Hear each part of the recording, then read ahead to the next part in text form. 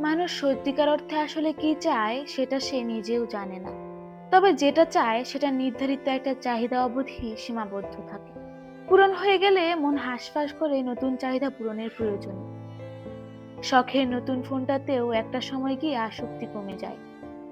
যে বাইকের নাম কিংবা রঙে মন নেচে উঠত, সেই বাইকেই ধুলে জমে যায়, অথচ খেয়ালই নেই। নতুন উপন্যাসের প্রতি থাকা ঝোঁকটা একবার পড়ে ফেললেই কেমন যেন দমে যায়। বর্ষায় মেঘ চুইয়ে ঝরা পানি প্রথম ভেজাতেই সুন্দর।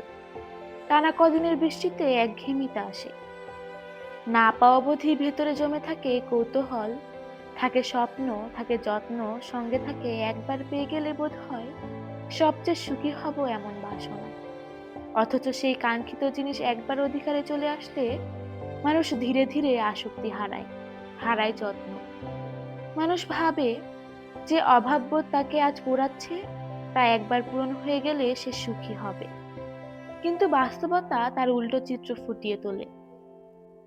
দূর হতে যে চোখের মায়ায় পড়ে প্রেম হয়, একটা সময় সেই চোখে চোখ রাখারও ইচ্ছে হয় না। যখন অধিকারের বাহিরে ছিল তখন নিজের করে নেওয়ার জন্য সে কি ভীষণ তাড়না, ব্যস্ততা ও অস্থিরতা।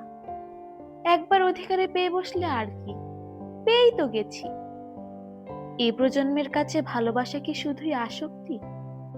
এটার কি নির্ধারিত সীমারেখা আছে, যে একবার সেই অবধি পৌঁছালেই ভালোবাসা ফ্যাকাশে হয়ে যায়? মানুষ তার অনির্ধারিত সব চাহিদা পূরণের লক্ষ্যে ছুটতে ছুটতে যখন জীবনের শেষকালে এসে দাঁড়ায়, তখন নিজের দিকে তাকিয়ে দেখে তার দখলে সত্যি বলতে কিছুই নেই।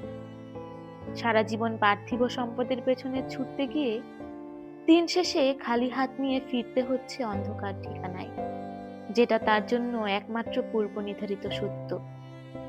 মানুষ বড়ই অদ্ভুত, নিজের নির্দিষ্ট চাহিদাটুকুও বোঝে না। জানে না ঠিক কতটা পেলে তার মনের ক্ষুধা মিটবে, কতটা চাহিদা পূরণ হলে তার ছুটে চলা থামবে। আল্লাহ সুবহানাল্লাহ তাআলা খুব কম মানুষকেই নিজের নফসের উপর, নিজের চিন্তার উপর নিয়ন্ত্রণের ক্ষমতা দিয়েছেন। আর যারা নিয়ন্ত্রিত তারাই তো সফল। বাকি থাকা আমরা তো শুধুই ছুটে চলি, গন্তব্যহীন পথের পথিক। এই ছুটে চলা মানুষগুলো কখনো থামে না। থামার আশ্বাস দিয়ে আপনাকে থামিয়ে সে আবার নতুন পথে ছুটবে।